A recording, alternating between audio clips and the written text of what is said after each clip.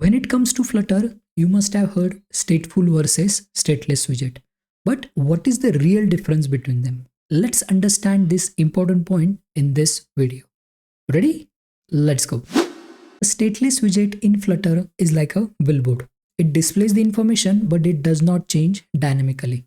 Similarly, in a Flutter application, a UI component that is built with stateless widget does not change dynamically. It remains the same unless and until we modify the code and restart the app, or the widget is rebuilt by Flutter itself. Here is a quick example. Here I have a welcome screen which is extending from Stateless Widget, and this widget is displaying Hello Flutter text at the center of the screen, and I'm also having a floating action button at the bottom right corner. And on the click of this button, I'm updating the value of this text variable to Hello Flutter updated. I have also added a print message to make sure this value is getting updated in the text variable. Now let's go to the app and let's click on this floating action button. As we can see in the debug console, we are getting the updated text value, Hello Flutter updated. But even though the text variable value is getting updated, we are not seeing that change in the UI.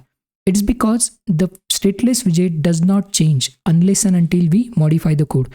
Changes are not getting reflected on the user interaction.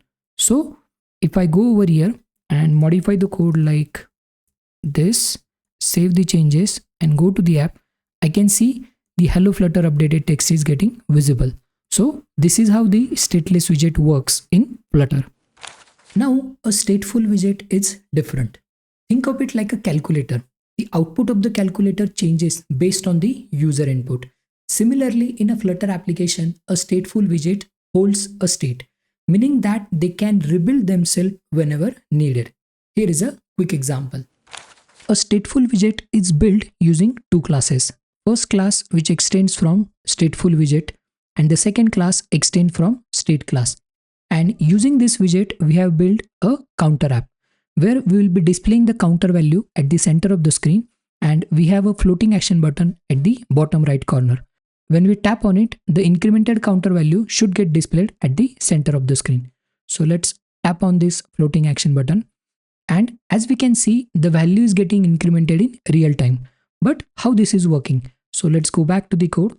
And over here, we can see in this underscore increment counter method, we can see we are calling this setState method. This method tells Flutter to rebuild the widget whenever the counter value changes. So every time when we tap on this floating action button, the number updates in real time. So this is how the stateful widget works in Flutter. Think of stateless widget as a traffic sign. It's static. It's always showing the same information. For example, like stop sign or the speed limit. It does not change by itself. On the other hand, we have a stateful widget. It's like a traffic light which changes the color based on the time or the sensor input, just like how the stateful widget reacts to the user interaction. So the real question is, when should you use stateless widgets and when should you use stateful widgets? Use stateless widgets when UI does not change dynamically. For example, static images, text, and icons. And use stateful widgets when UI updates based on the user interaction. For example, forms, user input fields, or the counter app that we just seen before. And that's it. Now you know the difference between stateful and stateless widgets.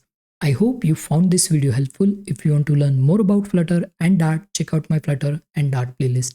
Until next time, keep coding, keep learning, and I will see you in the next video. Happy coding!